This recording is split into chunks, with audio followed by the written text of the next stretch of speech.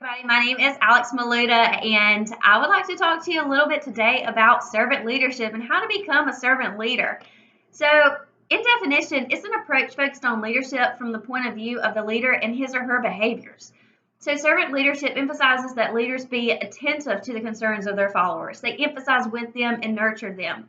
They always put their followers first, they empower them, and then they help them to develop their full personal capabilities.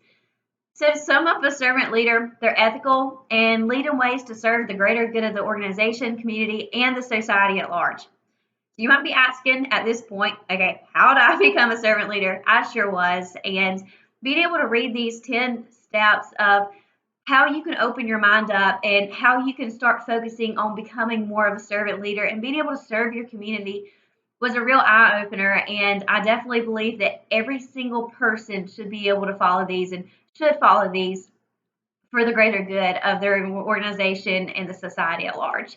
So, number one, it's listening.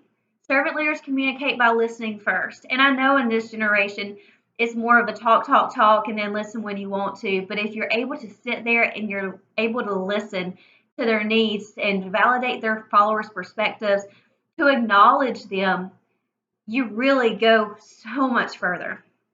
The second one is empathy.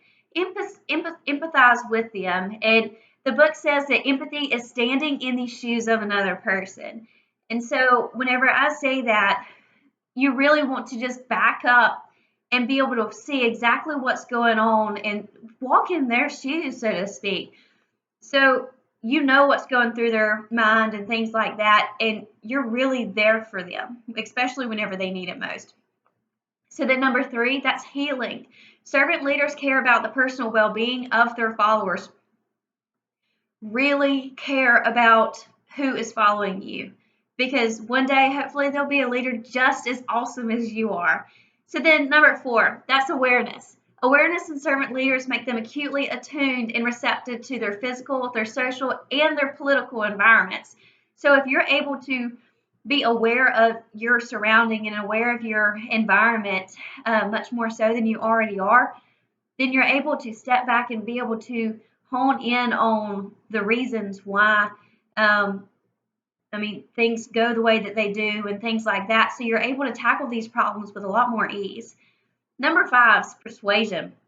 So some leaders believe that coercion is the best method of leadership, and if you do, that's totally fine. But I believe, and as a servant leader, they believe that clear and persistent communication that convinces others to change creates change through the use of gentle, non-judgmental arguments. So being able to persuade them, hey, this is why I think this needs to be like this, it really opens the door for a non-judgmental zone. So then number six is conceptualization. This is the ability to be a visionary for an organization, providing a clear sense of its goals and direction. Basically, look at the big picture. Don't look at the day-to-day and everything. And I know it's so hard to get tied up. It's so easy to get tied up in those things. But step back and look at the big picture. And then number seven is foresight. A servant leader looks to the future and acts upon it. Number eight, stewardship. Servant leaders accept the responsibility to carefully manage the people and organization they have been given to lead. Number nine, commitment to the growth of the people. This is huge. Not only do servant leaders help their followers grow professionally and personally, but they do everything in their power to treat each follower as a unique person that goes beyond his or her tangible contributions to the organization. Commit to them. Commit to your followers. Building community is the 10th one, and servant leaders build a community to provide a place where people feel safe and connected with others, but are still allowed to express their own individuality.